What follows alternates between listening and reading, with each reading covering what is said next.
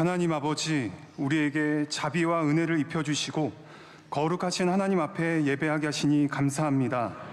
성령께서 임하시고 하나님 말씀하셔서 세상에서 제일 복받은 행복한 사람들로 함께 지어져가는 시간이 되게 하옵소서.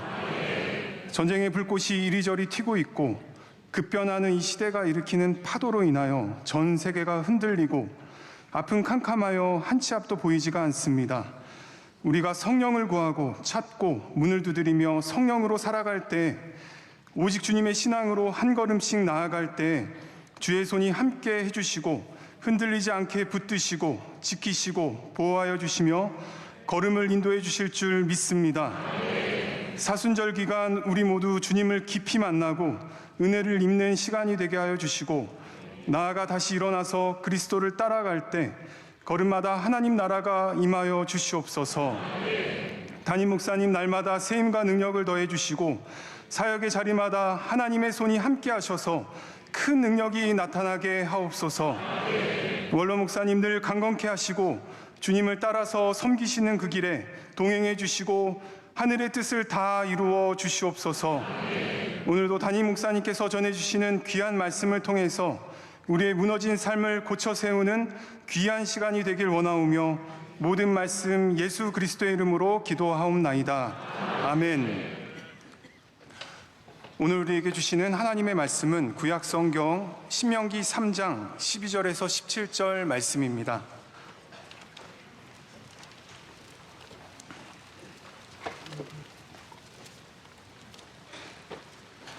구약 성경 264면에 있는 신명기 3장 12절에서 17절 말씀을 한 절씩 교독하시고 마지막 절 함께 읽겠습니다. 그때 우리가 이 땅을 얻음에 아르논 골짜기 곁에 아로엘에서부터 길르앗 산지 절반과 그 성읍들을 내가 르우벤 자손과 갓 자손에게 주었고,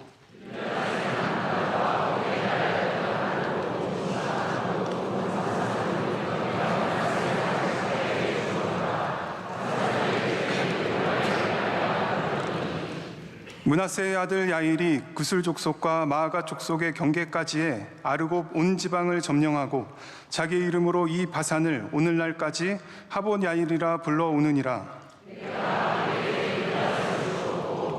르우벤 자손과 갓 자손에게는 길르앗에서부터 아르논 골짜기까지 주었으되 그 골짜기 중앙으로 지역을 정하였으니 곧 암몬 자손의 지역 야복강까지며 또는 아라바와 요단과 그 지역이요 긴네렛에서 아라바 바다 곧 여메와 비스가 산기슭에 이르기까지의 동쪽 지역이니라. 아멘. 이제 말씀으로 은혜 받는 시간입니다. 담임 목사님께서 요단 동편에 머무는 자들 제아의 말씀 선포하실 때 큰 은혜의 시간 될 줄 믿습니다.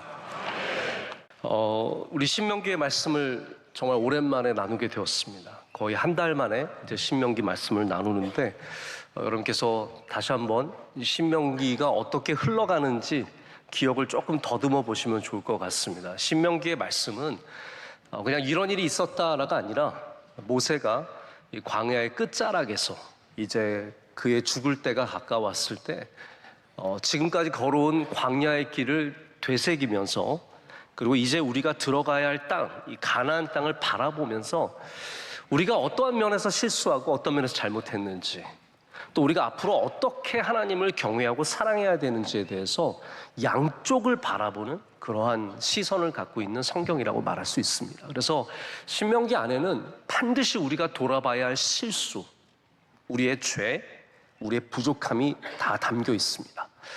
모세는 자신의 리더십이 훌륭하다는 이유로 인해서 이런 모든 것들을 미화시키지 않습니다. 우리 다 잘했어, 어찌됐든 여기까지 왔잖아, 이게 아닙니다. 바로 거기에서 우리가 왜 실패했는지, 왜 어떠한 부분에서 우리가 하나님 앞에 불순종했으며 하나님 앞에 불충했는지, 하나님께서 어디에서 우리 가운데 분노하시고 노하시고, 하나님 분노하신다는 표현보다 노하신다는 게 맞는 것 같습니다. 하나님 노하셨고 하나님 실망하셨고 아파하셨는지를 다 낱낱이 기록하고, 동시에 그러면 가나안 땅으로 들어가려면 어떠한 믿음을 가져야 하느냐, 이 다음 세대에 이 말씀을 전하기 위해서 적은 책이 그런 말씀이 신명기의 말씀이라고 할 수 있습니다. 그래서 이 광야의 중요한 이야기들이 담겨 있습니다. 이 광야의 중요한 이야기들은 출애굽기도 있고요, 민수기도 있습니다. 민수기에 은근히 많은 광야 이야기가 담겨 있기 때문에 우리가 늘 뭐 열왕기 상하를 읽다가 이사야를 읽기도 하고 이런 식으로 성경의 말씀은 이렇게 교차하는 부분들이 분명히 있습니다. 오늘은 조금 더 우리 민수기에는 정확하게 자세한 내용이 나와 있는 요단 동편에 머물게 된 지파들과 그들에게 나누어준 땅들에 대한 이야기입니다.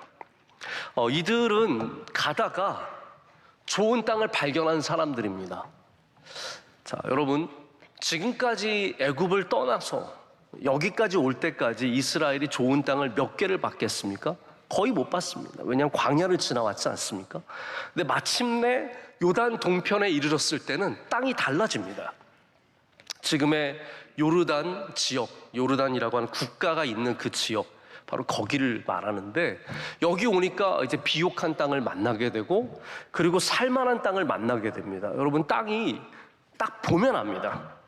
지금 우리는 땅을 볼 수가 없습니다. 왜냐하면 모든 게 다 건물이 있고 다 길이 있고 그렇기 때문에 여기가 살만한 땅인지 아닌지 우리는 분별할 수 없습니다. 하지만 예전의 사람들은 지나가다가 이 땅을 보면, 야, 여기 참 살기 좋은 땅이다, 이렇게 하는 곳이 있습니다. 저도 가끔 아프리카 가보면, 야, 여기 우리나라에 그냥 갖다 놨으면 좋겠다, 이런 것들이 너무너무 많습니다. 이게 우리나라에 있다면. 제가 예전에 미국에 갔을 때는 미국의 고속도로 가운데가, 우리는 고속도로가 상하행선이 붙어 있잖아요. 건너면 하행선이고 건너면 상행선인데, 미국의 고속도로는 중간에 무슨 어마어마한 잔디밭이 있습니다. 저는 가끔 그 땅을, 이거 한국에 갖다 놓으면 얼마나 좋을까. 좋은 땅은 얼마나 좋아 보이겠습니까? 이들이 광야를 지나가다가 지금 좋은 땅을 보자마자, 야, 여기 머물러야겠다, 뭐하러 더 가냐, 여기가 약속의 땅이야, 여기가 좋은 땅이야, 여기 살면 우리 행복하게 잘 살 수 있을 거야, 여기서 우리 아이들 낳고 여기서 우리 가축들 기르고 여기에 집을 짓고. 여러분, 우리나라 유명한 노래가 있잖아요. 저 푸른 초원, 그림 같은 집 짓고 사랑하는. 제가 아는 노래가 별로 없는데 이 노래는 제가 그래도 알죠. 이건 모두가 아는 거잖아요. 그러니까 지금 요단 동편에 이른 사람들은 다 이 노래 부르고 있는 거예요. 저 푸른 초. 다 같이 여기서 지금 행복하게 살 생각에 하나님이 주신 땅은 완전히 잊어버리고, 우리가 가야 할 곳은 완전히 넘겨버리고 지금 좋은 땅을 보고 거기에 머물고자 한 겁니다. 길을 가다가 멈추는 사람들이 있습니다. 다양한 이유가 있습니다. 타당한 이유들도 있습니다. 더 이상 갈 힘이 없고 단 한 걸음도 움직일 수 있는 능력이 남아있지 않을 때 멈출 수가 있습니다. 예전에 고시 치던 분들 보면 정말 5수, 6수, 7수 하다가 더 이상은 갈 힘이 없다라고 해서 멈추는 사람들도 있습니다. 여러분, 그렇다고 해서 인생이 망가지는 건 절대로 아닙니다. 하나님께서 또 새로운 길을 열어줄 수 있는 것이고, 꼭 그 길만 좋은 길은 아닙니다. 그러나 이건 좀 다른 이야기입니다. 이들은 힘들어서 멈춘 게 아닙니다. 좋은 걸 봤기 때문에 멈춘 것입니다. 이들은 사명을 잊어버렸기 때문에 멈춘 겁니다. 더 이상 갈 수 있는 힘이 남지 않아서, 더 이상 소망이 없어서 여기 머물겠다는 것이 아니라 이들은 다른 이유를 갖고 있었습니다. 이 세상에는 요단 동편에 남는 사람들이 항상 있습니다.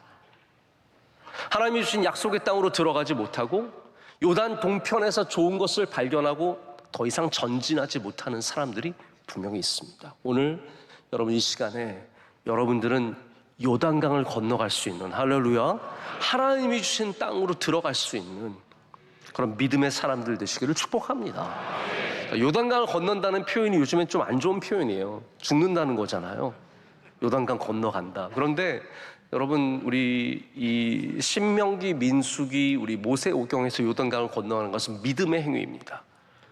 광야를 지나서 하나님이 주신 약속하신 그 땅으로 들어가는 것이 요단강을 건너는 것이고, 그렇기 때문에 여러분, 우리 신명기 말씀을 통해서는 반드시 요단강을 건너갈 수 있는 믿음 가지시길 축복합니다. 우리나라 산들이 참 아름다운데 그 중에 정말 아름다운 산이 설악산인 것 같습니다. 저도 몇 주 전에 이 지역을 잠시 지나갔는데 설악산을 보면서 야, 이 산은 진짜 아름다운 산이다. 좀 특별하다. 왜 설악산 하는지 제가 좀 나이를 더 먹어가면서 그 아름다움을 더 많이 느끼는 것 같습니다. 설악산에 여러 절경들이 있습니다. 근데 올라가서 볼 수 있는 절경들이 있는가 하면 밑에서도 보이는 절경이 있습니다. 밑에서 제일 아름다운 절경은 제가 생각엔 울산바위예요. 여러분 아십니까? 울산바위. 울산바위는 먼저 그 크기가 압도적입니다. 우리나라에서 그만한 바위산을 볼 수가 없습니다. 물론 올라가서 보면은 다 조각조각 나 있지만 전체적인 크기가 어마어마하고요. 높이가 대단히 높고요. 그리고 또 멋지게 생겼습니다. 이렇게 아래서 보면 어떤 느낌이냐면 공룡의 등 같은 느낌.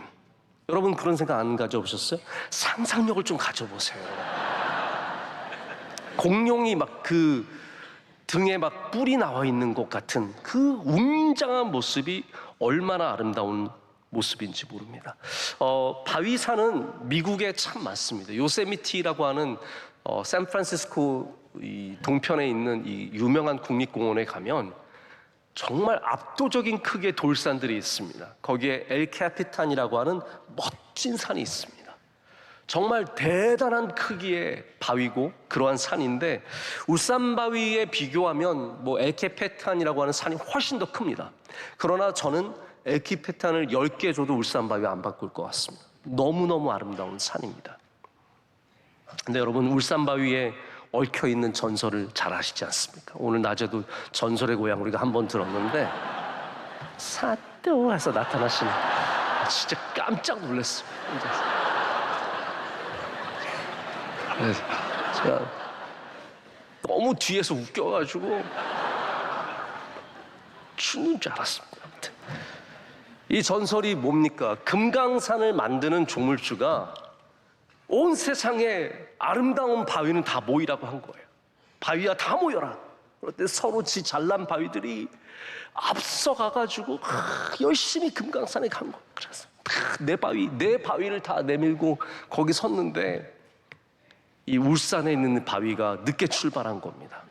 그렇죠? 이 이야기가 버전이 좀 여러 개가 있어요. 그래서 어쨌든 중요한 건 늦게 출발했어.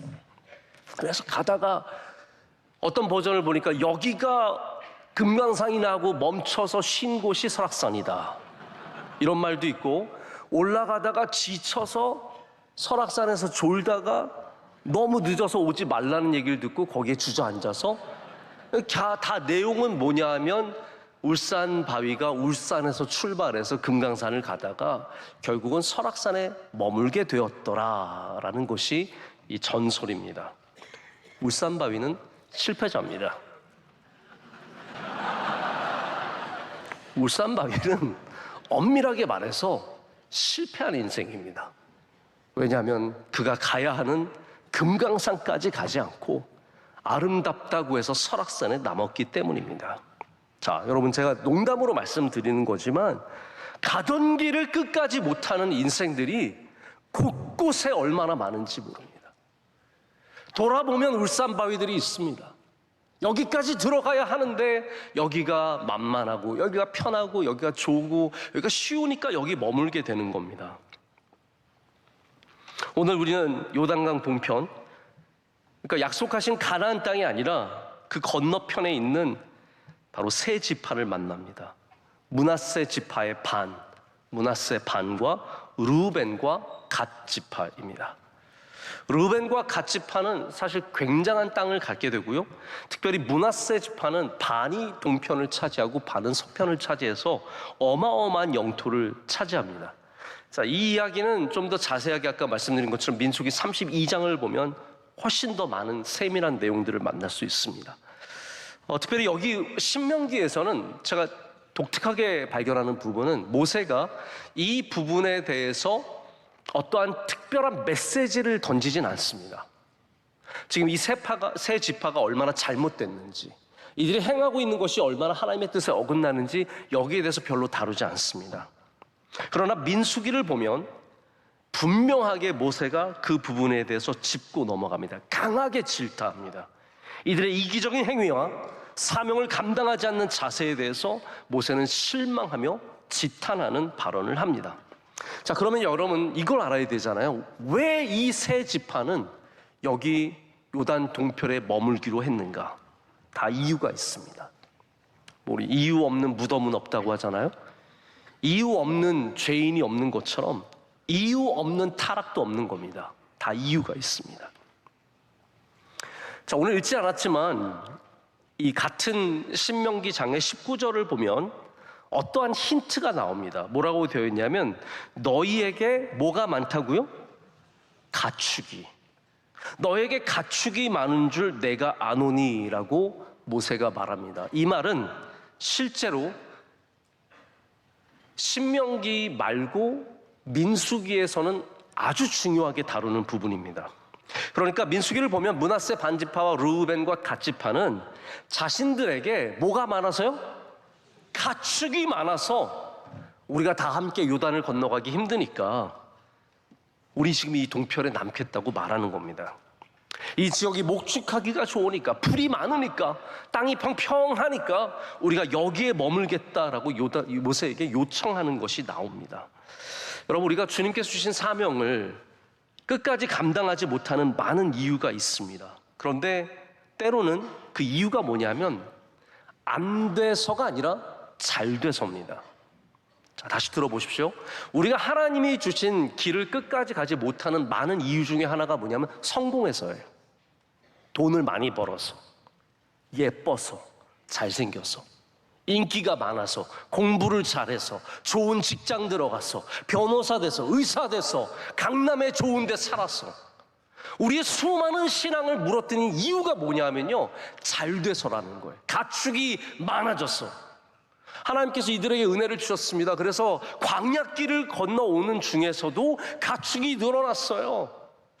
얼마나 감사합니까? 여러분, 그러면 더 가나안 땅을 향해 들어가야 되는데 이 많음으로 인해서 이 사람들은 우리가 가축을 돌봐야 하기 때문에 이 가축을 기르려면 우리가 요단 동편에 있어야겠다라고 말하는 겁니다. 여러분, 서양 역사도 그렇고 우리나라 역사도 마찬가지인데 역사는 다 비슷하게 흘러갑니다. 잘 될수록 하나님 떠나갑니다. 자, 오늘 주제가 그래서 안 되자가 아닙니다. 잘 될 때도 잘 믿자예요. 잘 되는 것에 문제는 없습니다. 가축이 많아지는 게 문제가 아닙니다. 여러분이 연봉 1억, 2억 받는 게 문제가 아닙니다. 받을 수 있으면 받으시길 축복합니다. 변호사 되는 게 문제예요? 의사 되는 게 문제예요? 박사 받는 게 문제입니까? 문제는 뭐냐면 하나님을 떠나는 게 문제라는 거예요. 그거 가지고 하나님 떠나는 겁니다. 그 믿음 좋았던 사람들이 조금 배웠다고, 머리가 조금 커졌다고, 내가 조금 잘나졌다고 다 하나님 떠나니까 그게 문제가 되는 겁니다. 서양 역사를 보면 잘 살수록, 잘 배울수록, 문명이 발전할수록 점점 하나님에게서 멀어졌고, 교회는 점점 문을 더 닫게 되었고, 예수님은 도덕적인 존재로만 받아들이게 되었습니다. 그럼 대한민국이 언제부터 기독교가 감소하기 시작했습니까? 사람들은 교회 비판하기 좋아하는 교회 사람들이 꼭 그래요. 교회 비판하기 좋아하는 교회 사람들이 늘 엉뚱한 걸로 비판을 합니다. 기독교가 잘못해서, 우리가 이기적이어서, 우리가 못돼서, 우리가 사회를 돌보지 않아서, 우리가 비도덕적이어서. 여러분, 교회가 잘못하는 것은 옛 이야기, 요즘 이야기 항상 그래 왔습니다. 교회는 불완전한 곳입니다. 완전한 곳이 아니에요. 목사들은 예전에도 타락했고 지금도 타락했고 언젠가 또 나중에도 타락할 겁니다. 그런 사람들이 왜 없겠습니까? 그러니까 그게 진정한 문제는 아니라는 겁니다. 여러분, 잘못한 거 항상 있습니다. 오히려 예전에는 뉴스나 미디어가 별로 발전하지 않아서 정말 더 나쁜 짓 많이 하고 살았습니다. 요즘 목사들이 여러분 얼마나 똑똑합니까? 얼마나 진보적입니까? 얼마나 좌편향되어 있습니까? 정치적으로도 그렇게 되어 있는 목사들이 너무너무 많습니다. 자, 그러면 기독교 다시 부흥해야 되는 거 아닙니까? 기독교가 다시 훨씬 더 성장해야 되고 이렇게 도덕적인 훌륭한 목사들을 데리고 더 잘 돼야 되는 거 아닙니까? 근데 왜 기독교가 아직도 절절매고 있습니까? 단순히 못하고 비도덕적이고 타락해서가 아닙니다. 우리가 요단 동편에서 잘 살게 되어서 점점 하나님을 떠나고 있기 때문입니다. 여러분, 그래서 제가 볼 때는 물론 도덕적인 회복도 더 많이 있어야 되겠고 우리가 회개해야 될 것도 참 많이 있지만 정말로 중요한 것은 우리 모두가 복음으로 돌아가야 합니다. 우리 모두가 예수 그리스도를 다시 굳게 붙잡아야 합니다. 그러니까 우리의 행위를 고침으로써 교회를 더 부흥시킨다? 이런 건 불가능하다라는 거예요. 우리가 더 예수님 잘 믿어야 합니다. 여러분, 명성교회 예수님 잘 믿는 교회 되기를 원합니다. 똑바로 믿는 교회 되기를 원합니다. 하나님이 기뻐하시는 교회 되기를 원합니다. 이게 도덕적인 문제가 아무 상관이 없다는 얘기가 아니라 그것보다 더 중요한 문제가 있다는 겁니다. 대한민국은 잘 살게 되었습니다. 우리는 BTS 한다고 온 세계가 주목하는 나라가 되었습니다. 어젯밤에 BTS가 광화문에서 춤추고 노래하는데 얼마나 많은 사람들이 거기에 집중했는지 모릅니다. 제가 어제 큰 실수를 하나 했어요. 새벽 예배 때 제가 슈가가 설탕이라고 막 그랬잖아요. 근데 내려가자마자 어떤 여자 집사님 저한테 목사님, 슈가는 설탕이 아니라 슈팅 가드의 줄임말이에요.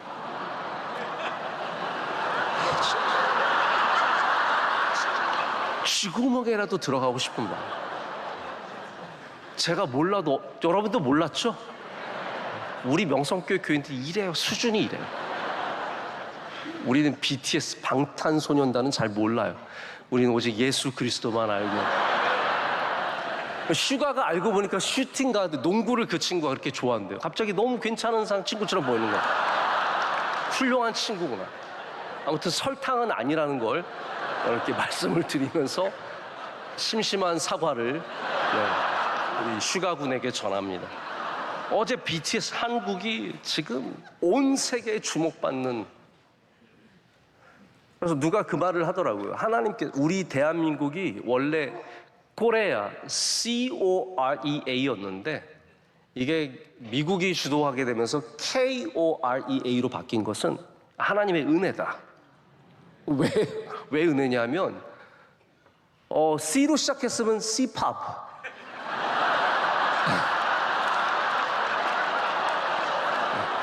죄송합니다. 네. K-팝이 아니라 C-팝이 되는 거예요. 이게 얼마나 큰 은혜입니까? 네. 자, 우리 대한민국이 정말 잘 살게 되었습니다. 우리가 믿음으로 아르논 골짜기도 건너고 수많은 광야를 지나왔는데 풍요로움을 만나서 요단을 건너가지 못하면 안 됩니다. 대한민국이 이 한계를 넘어서려면 이 풍요로움을 넘어설 수 있는 믿음이 있어야 합니다. 저는 한국 교회가 똑바로 제대로 믿으면 우리 대한민국 한 단계 더 높아질 수 있다고 생각합니다. 그러려면 우리가 풍요로움의 노예가 되어서는 안 되고 풍요로움이 우리의 삶을 지배해서는 안 되고 예수 그리스도의 복음이 우리의 삶을 지배해야 합니다. 그리스도인이 그런 삶을 보여줘야 합니다. 우리가 살아갈 믿음이 바로 거기 있다라는 겁니다. 모세는 그래서 이 세 지파가 요단 동편에 남게 된 것을 가데스 바네아의 사건과 동일시 여깁니다. 정탐꾼들이 가서 가나안 땅을 보고도 가나안에 들어가기를 거부한 것처럼 풍요로움을 쫓아서 안주하는 이 지파들, 이 세 지파의 행위를 모세는 같은 것으로 취급하고 있다는 겁니다. 여러분, 불신앙이라는 것이 무엇일까요? 불신앙이 뭡니까?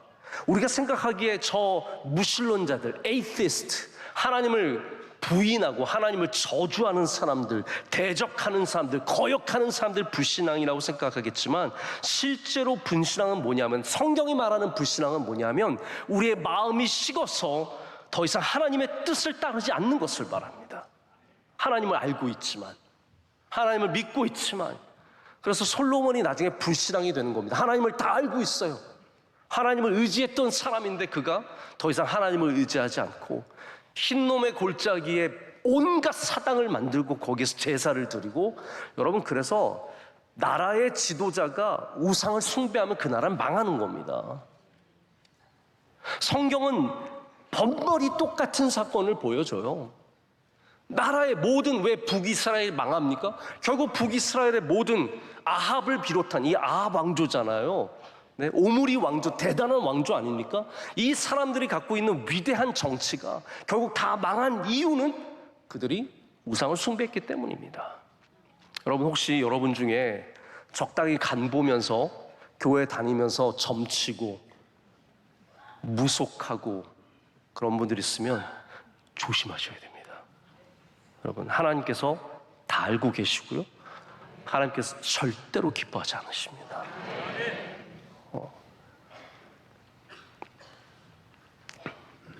신앙의 불신앙은 대충 예배드리고 때우는 게 신앙의 불신앙입니다. 교회 안 나오는 게 불신앙만이 아닙니다. 예배를 대충 때우는 것, 주일 예배를 어떻게든 우리에게 편한 방식으로 하는 것, 그것이 시간의 문제이든 때의 문제이든 방식의 문제이든, 사람들은 다 본질적으로는 다 예배다라고 별의별 신학과 별의별 핑계를 다 갖다 댑니다. 여러분, 제가 보면 신학적으로 다 맞는 얘기가 하나님에게는 안 맞는 얘기가 너무 많습니다. 신학적으로는 러지컬하게 논리적으로 맞아요. 하나님은 마음의 제사를 받으세요. 하나님은 진실된 예배를 받으세요. 자, 그러니까 시간이 무슨 상관이냐, 장소가 무슨 상관이냐라고 얘기를 해요. 결국 그들이 하고 싶은 얘기는 뭐냐면 아무 때나 아무 데서나 예배 드리자예요. 그러니까 하나님의 마음을 끌어다가 자기의 논리를 완성시키는 겁니다. 여러분, 이것처럼 잘못된 게 어디 있습니까? 이해가 되세요?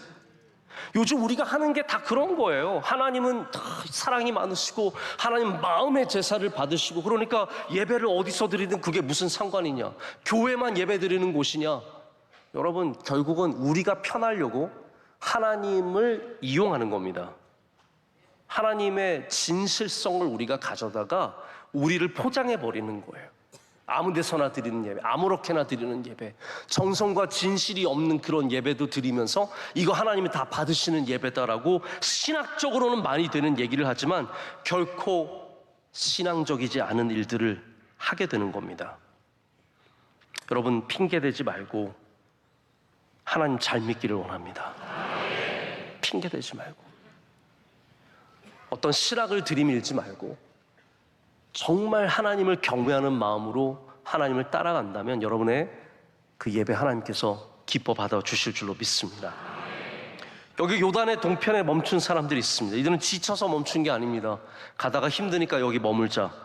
이들은 물자가 떨어져서 멈춘 것도 아닙니다. 이제 먹을 것이 없으니 여기 멈추자. 이들이 소망을 잃어버려서 멈춘 것도 아닙니다. 이제 바로 눈앞에, 코앞에 요단강이 다가왔는데 왜 소망이 없겠습니까? 그들이 멈춘 이유는 가축이 많아서, 가진 것이 많아서, 누려야 할 것이 많아서. 우리가 하나님을 잃어버린 이유도 그런 거 아니겠습니까? 어려움과 환난과 고난을 당해서 하나님께 실망해서 교회를 안 나오는 것이 아니라 갈 데가 많아서, 돈이 많아서, 놀 곳이 많아서 우리의 부요함으로 하나님을 잃어버린다는 말입니다. 이들은 하나님이 아닌 그들의 부요함을 섬기는 자들이 되어버렸습니다. 자, 여기에 이기심이라는 것이 작동하고 있습니다. 제가 어떤 목사님이 이 부분에 대해서 하신 말씀이 제게 굉장히 많은 도전과 감동이 되었는데, 정확한 이용은 아니지만 이분이 하시는 말씀을 요약하자면, 지금 이 세 지파는 자신들의 안위를 위해서 공동체 사명을 무너뜨리고 있다라고 말합니다. 자, 여러분 이거 이해가 되시죠? 지금 하나님께서 이 이스라엘이라고 하는 공동체에게 주신 사명은 저기 요단을 건너서 가나안 땅에 들어가라는 거예요. 그런데 이 세 지파는 우리는 안 갈래. 우린 여기가 더 좋아. 너희들 그 공동체에 주신 사명 우리랑 큰 상관없어. 그냥 너희는 알아서 가. 우린 여기 있을게. 바로 공동체에 주신 사명을 자신들의 안위를 위해서 버리고 있다라고 얘기합니다. 그런데 이 목사님이 지적하는 게 뭐냐면 공동체가 성공해야 개인도 성공한다라는 부분이에요. 저는 굉장히 공감이 갑니다. 공동체가 잘 돼야 나도 잘 될 수 있고 우리도 잘 될 수 있습니다. 여러분 가정에 속해 있지 않습니까? 우리 가정이 평안해야 나도 평안한 거죠. 가정에서 치고받고 싸우고 있는데 내 영혼 평안해 하실 수 있으세요? 그럼 그래서 자녀를 잘 키우려면 집에서 싸우지만 않아도 됩니다. 부모가 서로 사랑하고 서로 축복하고 아침에 좀 부부가 안아보세요. 아이들 앞에서 부끄럽다고 이게 무슨 해괴한 짓이야. 가족끼리는 안는 거 아니야. 이러면서 그렇게 해서 물리치지 마시고요. 아이들 보는 앞에서 부부가 많이 안아주십시오. 그러면 아이들의 영혼이 건강해집니다. 그래서 가정이 평안해야 아이들도 그 평안에 흘러 넘치는 은혜를 받는 것처럼 우리가 속한 공동체가 얼마나 중요한지 모릅니다. 여러분 명성교회가 지금 평안하니까 얼마나 감사해요. 만약 우리 교회가 지금 분란이어서 제가 설교하고 있는데 여기 장로님 한 분이 뛰어올라서 제 멱살을 잡고 너 안 내려와 막 그러고 이영찬 장로님 혹시 하실 의향이 있으세요? 이렇게 웃으세요. 네. 막 안 내려와 하고 뭐 멱살 잡고 내려가고 전 안 내려가려고 하나님께서 이 장로님을 저주하십니다 뭐 이러고 그리고 기도하다가 막 누구 저주 기도하고 이러면 여러분 교회가 예배가 무슨 은혜가 있겠어요? 하나님이 거기서 어떻게 영광 받으실 수 있겠어요? 찬양대가 싸우고 올라와가지고 서로 막 제대로 부르지도 않으면 무슨 은혜가 있겠어요? 여러분 공동체 평안이 중요한 줄로 믿습니다. 공동체가 건강해야 돼요. 공동체가 사명을 감당하고 공동체가 은혜가 넘쳐야 그 흘러 넘치는 것들을 우리가 받는다라는 겁니다. 그럼 우리 명성교회 청년대학부 얼마나 귀한지 모릅니다. 그래서 저는 분명하게 믿는 것은 이 공동체 안으로 들어오면 은혜를 많이 받습니다. 실제로 그렇습니다. 적당히 믿는 청년들이 괜히 한 발 들이밀었다가 나가지도 못하고 그 안에서 완전히 믿음의 사람들 돼가지고 믿음의 용사들 돼가지고 다음 어머니 저는 캄보디아를 가겠습니다. 그래서 1년 동안만 섬기고 올게요. 이런 일들이 생기는 겁니다. 왜 그렇습니까? 바로 청년대학부라고 하는 어마어마한 영적인 에너지가 흘러 넘쳐서 영혼들에게 영향을 미치고 할렐루야 청년들을 살리고 그들의 삶을 바꾸기 때문입니다. 여러분 명성교회에 오셔서 은혜 받으신 분들 얼마나 많습니까? 우리 교회가 특별해서가 아닙니다. 우리 교회만 성령이 충만해서가 아니라 우리 교회가 건강하게 하나님의 사명을 감당하고 있기 때문에 여기 오시면 함께 건강해지는 겁니다. 교회가 엉뚱한 짓이나 하고 맨날 딴 거나 바라보고 어떻게든 유명해지려고 하고 그럼 그런 교회에서 무슨 은혜를 받고 영적인 힘을 얻겠습니까? 기도하는 교회 되고 예배하는 교회 되고 선교하고 이런 거에 힘쓰다 보면 이게 다 흘러 넘쳐서 우리를 채우고 넘치게 하는 겁니다. 자, 여러분 보십시오. 공동체의 건강이 중요합니까? 안 합니까? 중요하다라는 거예요. 그래서 여러분 평생에 여러분 꼭 마음에 갖추셔야 되는 것은 우리 명성교회 평안을 지켜야 합니다. 사탄이 틈타지 못하도록 지켜야 합니다. 사탄은 지금 이게 얼마나 속상하겠어요. 명성교회가 흔들려야 한국교회가 흔들리고 명성교회가 망신당하고 명성교회가 무너져야 사탄이 살아나는데 여러분 그 난리를 겪고도 우리가 이렇게 예배 잘 드리고 있으니 얼마나 사탄이 애가 타겠습니까? 지금도 틈틈이 들어옵니다. 이런저런 통로를 통해서 틈틈이 들어옵니다. 깨어서 기도하시고 이건 절대로 이기적인 행위가 아닙니다. 우리가 복받기 위해서 우리가 하나님의 사명을 감당하기 위해서 이 일을 감당해야 할 줄로 믿습니다. 그래서 시편 122편을 보면 정말 아름다운 말이 있죠. 예루살렘의 평안을 위해 기도하라. 저는 이게 말이 참 아름다울 것 같아요. 여러분, 말이라는 것이 운율이 있잖아요. 샬롬 예루살렘, 샬롬 예루살렘, 예루살렘의 평안을 위해서 기도하라. 여러분, 왜 예루살렘의 평안을 위해서 기도해야 합니까? 그것이 단순히 예루살렘이라고 한 도시만을 말하는 게 아닙니다. 근데 실제로 지금 우린 예루살렘 평안을 위해서 기도해야 합니다. 실제 예루살렘을 위해서 기도해야 합니다. 어제 대사관에서, 이스라엘 대사관에서 저희한테 편지가 왔는데 내용인즉슨 예루살렘에 있는 예수님 무덤교회에 이란에서 쏜 미사일 잔해가 떨어졌어요. 그러면서 지금 예루살렘에 폭격이 이루어지고 있다. 예루살렘의 평안을 위해서 기도해달라. 이걸 꼭 교인들에게 알려주시고 예루살렘의 평안을 위해서 기도해달라. 이강근 선교사님께서 인스타그램에 포스팅을 올리셨는데 한인교회 지붕에도 미사일 잔해가 떨어졌다. 지금 예루살렘에 전쟁의 포탄들이 떨어지고 있다라는 것을 우리에게 보여줬습니다. 여러분, 우리는 당연히 예루살렘의 평안을 위해서 기도해야 합니다. 할렐루야. 하지만 예루살렘만을 위해서 기도하진 않을 겁니다. 서울의 평안을 위해서 기도해야 되고, 저 중동의 평안을 위해서 기도해야 되고, 우크라이나의 평안을 위해서 기도해야 되고, 어느 곳에서도 민가에, 병원에, 학교에, 교회에 포탄이 떨어지지 않기를 위해서 기도해야 합니다. 또한 이란의 폭정과 독재와 지독하게 폭력적인 이슬람 우선주의, 이슬람 수프리미스트들이 무너지도록 우리는 함께 기도해야 할 줄로 믿습니다. 중요한 것은 공동체 평안이 또한 우리의 평안이 된다는 사실입니다. 대한민국의 번영과 평안이 우리에게로 흘러옵니다. 여러분, 나라가 안전하니까 우리 밖에 나가면 카페에 핸드폰 놓고 화장실 갔다 와도 멀쩡하고, 이런 나라가 세상에 어디 있습니까? 나라가 평안하니까 그래요. 교회가 안 되기를 바라는 사람들이 있습니다. 교회가 안 되면 여러분은 잘 될 것 같으십니까? 그렇지 않습니다. 명성교회만 잘 되는 것은 옳지 않지만 명성교회도 잘 되어야 합니다. 그래야 내가, 우리 가정이 교회를 통해서 흘러넘치는 은혜를 받기 때문입니다. 이 새 지파는 그걸 잊어버렸어요. 우리들만 잘 먹고 잘 살면 된다라고 생각한 겁니다. 당장 우리의 가축만 지키면 된다라고 생각한 겁니다. 절대로 그렇지 않습니다. 제가 언젠간 다루겠지만 이 새 지파는 결코 복된 길을 걸어가지 않습니다. 오늘 말씀을 이제 맺으려고 합니다.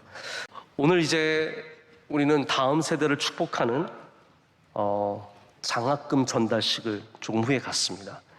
1학기에, 한 학기에 우리가 3억이 조금 넘는 장학금을 축복의 마중물로 흘러보냅니다.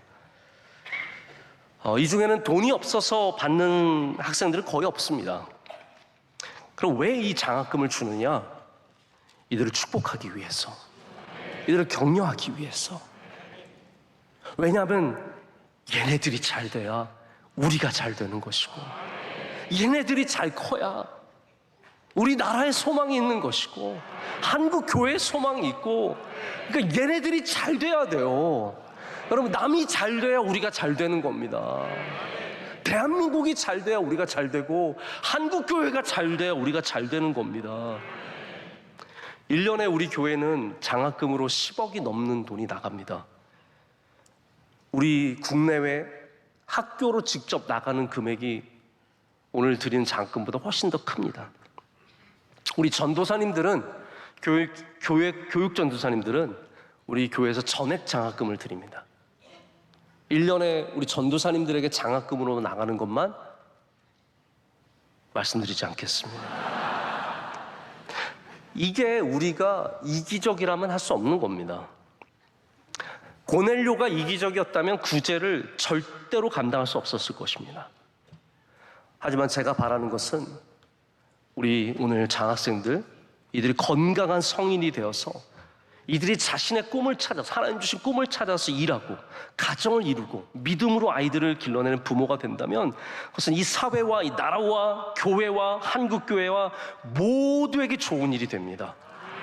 이들이 잘 돼야 할 줄로 믿습니다. 우리 전도사님들 잘 되셔야 합니다. 전도사님들 반드시 귀한 주의 종들 되어야 합니다. 늘 말씀드리지만 우리 대한민국의 수십만의 다문화 가정들도 잘 되어야 합니다. 그 아이들이 잘 돼야 합니다. 우리 보육원 아이들 잘 돼야 합니다. 그래야 이 나라가 잘 되기 때문입니다. 그래야 우리도 복되게 살아갈 수 있기 때문입니다. 이기적이 되면 나라 망합니다. 나만 생각하고 나만 바라보는 사회는, 그 공동체는 결국은 내리막길을 걸어갈 수밖에 없습니다. 여러분, 풍요로움을 쫓아서, 우상을 쫓아서 요단 동편에 남는 사람들이 아니라 주님 주신 가나안 땅을 향해서, 할렐루야, 가나안 땅을 향해서 우리 모두가 잘 되기 위해서 끝까지 함께 갈 수 있는 저와 여러분 믿음의 공동체 되기를 간절히 소망합니다. 우리 함께 찬양하고 기도하도록 하겠습니다. 우리 시간 함께 찬양할 때 주님은 산 같아서 우리 함께 부르겠습니다. 오랜만에 부릅니다. 다시 한번 하겠습니다. 안개가 날 가리워 뜨거운 마음으로 나가길 원합니다. 하나님, 우리 모두가 요단 동편을 넘어서 요단강을 건너가는 은혜를 허락하여 주시옵소서. 풍요로움에 주저앉는 사람이 하나도 없게 하여 주시며, 하나님, 우리 끝까지 믿음 지키게 하여 주시옵소서. 끝까지 공동체를 살리게 하여 주시옵소서.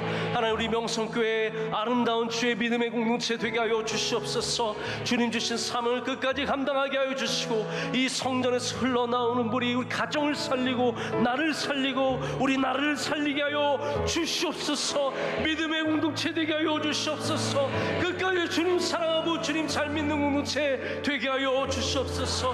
하나님, 대한민국의 은혜 나라 주시옵소서. 평안한 나라 되게 하여 주시옵소서. 온 세상의 전쟁이 멈추게 하여 주시고 예루살렘의 평안을 허락하여 주시옵소서. 주님 다 잘 믿게 하여 주시고 우리 자녀들이 주님 따라가게 하여 주시고, 하나님, 므낫세 반처럼 르무에처럼 갓처럼 동편에 남지 않는 자녀들 되게 하여 주시옵소서. 잘 되고도 잘 믿는 주의 자녀들, 다 고넬료 같은 자녀들 되게 하여 주시옵소서. 우리도 손을 높이 들고 주여 삼창하고 기도하겠습니다. 주여, 주여, 주여. 아버지 하나님, 오늘 주님 앞에 나왔습니다. 하나님 아버지 간절히 주님 붙잡고 나왔습니다. 주여, 우리에게 은혜를 내려와 주시옵소서. 주만을 내려와 아버지 하나님, 주님 잘 믿게 하여 주시옵소서. 능력의 손으로 붙잡아 주시옵소서. 우리를 거룩하게 하시고 높게 하시고 아버지의 힘과 능력으로 붙잡아 주시옵소서. 주여, 우리를 통해서 영광 받아 주시옵소서. 공편에서 하나님도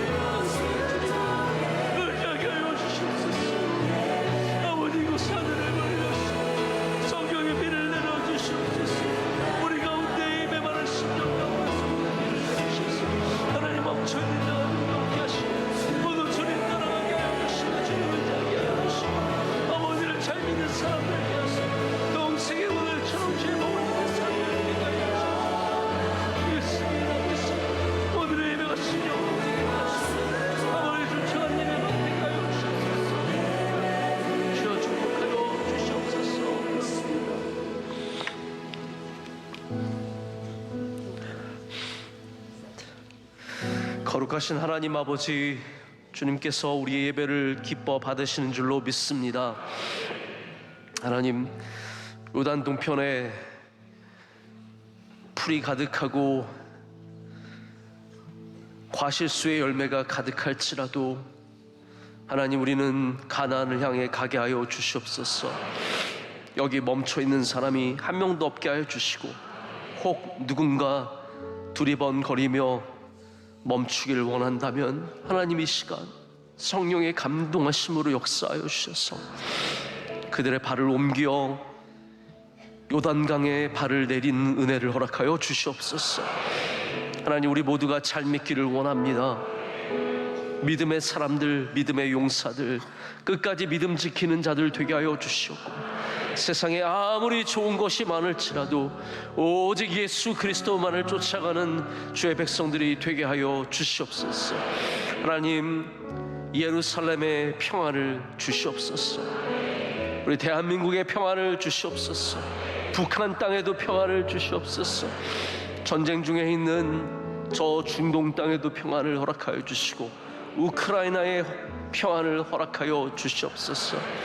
세계 도처에 흩어져 있는 우리 디아스포라, 하나님, 수많은 주의 백성들을 기억하여 주시옵고, 선교사님들을 눈동자처럼 지켜 보호하여 주시오며, 우리의 가정을 지켜 주시옵고, 우리 모두가 교회에서 흘러나오는 하나님의 크신 은혜를 통하여 하나님, 우리 모든 주님의 귀한 나무마다 시냇가에 심긴 나무처럼 무성한 가지를 내며 하나님께서 기뻐하시는 열매를 맺게 하실 줄로 믿습니다. 하나님, 우리 명성교회 예배가 주님 오실 때까지 뜨거운 예배가 되게 하여 주셔서 예배를 통해서 살아나는 사람들이 있게 하여 주시고, 그 은혜가 흘러 넘쳐 들어가 가정을 살리고 기업을 살리고 나라를 살리는 은혜를 내려 주시옵소서. 우리 예배를 기뻐 받으시는 예수 그리스도의 이름으로 간절히 기도드립니다. 아멘. 이제는 우리 주 예수 그리스도의 크신 은혜와 하나님 아버지의 영원하신 사랑과 성령님의 함께하심과 역사하심이 하나님, 요단 동편에 머물지 않고 가나안으로 들어가기를 간절히 소망하는 주의 모든 사랑하시는 백성들 가운데 이제로부터 영원토록 함께하시기를 간절히 축원하옵나이다. 아멘.